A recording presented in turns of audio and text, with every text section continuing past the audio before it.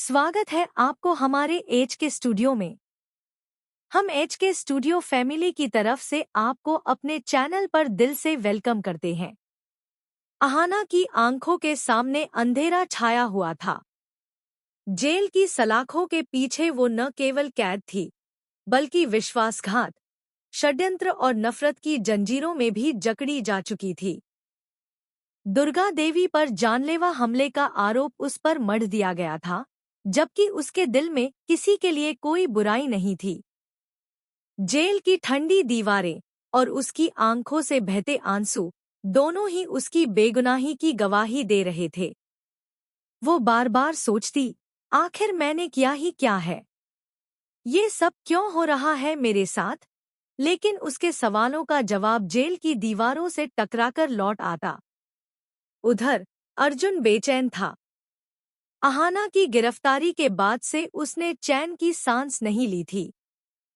उसके दिल की गहराइयों में ये बात साफ थी कि अहाना निर्दोष है।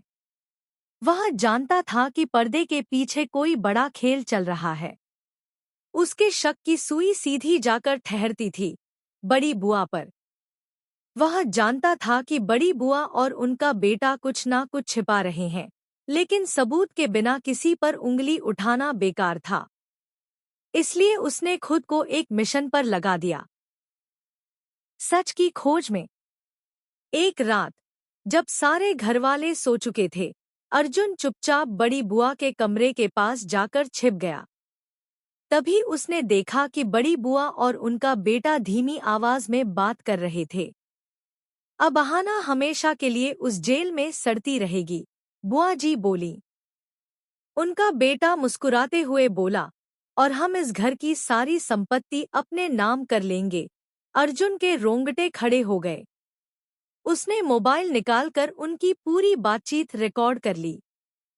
अब उसके पास वो हथियार था जिससे वो अहाना को जेल से निकाल सकता था। वो बिना समय गंवाए जेल गया और अहाना को सारी रिकॉर्डिंग सुनाई। अहाना के होश उड़ गए। विश्वास नहीं हो रहा था कि जिन लोगों को उसने अपने परिवार की तरह अपनाया, वही लोग उसकी बर्बादी की जड़ बने। अर्जुन ने उसका हाथ थामा और कहा, अब तुम्हें खुद को बचाना होगा, अहाना। तुम वकील हो, और यही वक्त है जब तुम्हें अपने लिए खड़ा होना होगा। अहाना ने एक गहरी सांस ली और फैसला किया कि अब वह डरकर नहीं बैठेगी। उसने कोर्ट से आग्रह किया कि उसे खुद अपना केस लड़ने की इजाजत दी जाए। जज साहब ने उसकी गंभीरता और हिम्मत को देखकर इजाजत दे दी। कोर्ट का माहौल अब पूरी तरह बदल चुका था।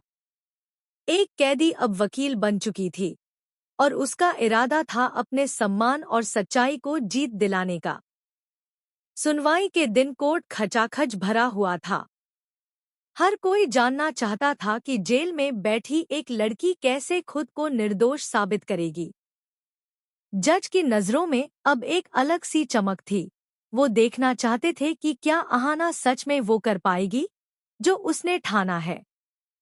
पहली बार जब अहाना कोर्टरूम में वकील की पोशाक में दाखिल हुई, सबकी नजरें उसी पर टिक गईं। उसकी आंखों में दर्द भी था और आग भी। अहाना ने एक एक करके सबूत पेश करने शुरू किए। उसने वो रिकॉर्डिंग सुनाई जिसमें बड़ी बुआ और उनका बेटा सारी साजिशें रचते सुनाई दे रहे थे। कोर्ट में सन्नाटा छा गया। दुर्गा देवी भी वहां मौजूद थी, और उनकी आंखों से आंसू बहने लगे। वो समझ चुकी थी कि उन्होंने अहाना के साथ कितना बड़ा अन्याय कर डाला।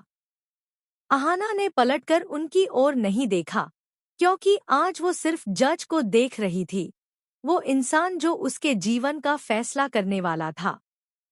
बड़ी बुआ का चेहरा पीला पड़ चुका था। उनका बेटा घबराकर इधर-उधर देख रहा था। अर्जुन ने भी गवाही दी। उसने बताया कैसे उसने ये सब रिकॉर्ड किया, कैस